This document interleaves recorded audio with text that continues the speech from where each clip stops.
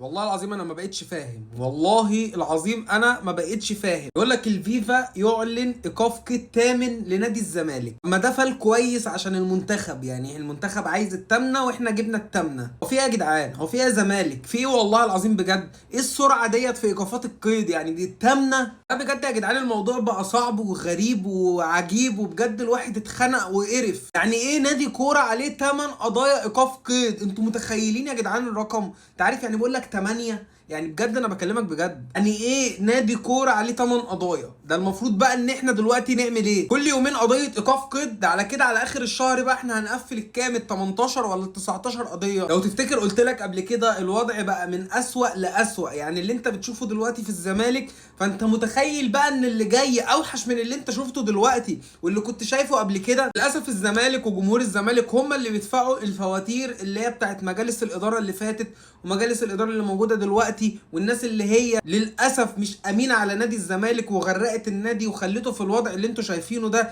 ان نادي كوره جماهيري بحجم نادي الزمالك دلوقتي بقى عنده 8 قضايا ايقاف قيد. تخيل معايا بقى الوضع اللي النادي وصل ليه والمهزله اللي احنا بقينا عايشين فيها دي. والله انا بالنسبه لي اللي بشوفه دلوقتي ده مهزله. انا نفسي بس اشوف كابتن حسين لبيب، يعني نفسي اشوف رئيس النادي بتاعي وهو طالع يفهمني المفروض الوضع هيكون ايه. نفسي رئيس النادي بتاعي يفهمني احنا المفروض هنعمل ايه الفتره الجايه. انت هتخرجني من المشكله دي ازاي؟ انت هتنقذني في الوضع اللي انا اتحطيت فيه ده ازاي؟ ايه اللي في ايدك تعمله؟ عرفني هتعمل ايه الفتره الجايه عشان اعرف انا كمشجع انا المفروض دوري هيبقى ايه الفتره الجايه. انا هبقى مستني ايه من النادي ده الفتره الجايه بالمنظر والوضع اللي احنا شايفينه ده؟ يعني انا لله وانا اليه راجعون في نادي الزمالك. وفكك بقى من الجمل بتاعت الزمالك يمرض ولكن لا يموت ومش عارف ايه والكلام ده. انسى كل الكلام ده، كل الكلام ده شعارات. احنا بالمنظر ده هنمرض وهنموت وهننقرض، مش هيبقى لينا وجود لو فضلنا بالمنظر اللي انتوا شايفينه ده.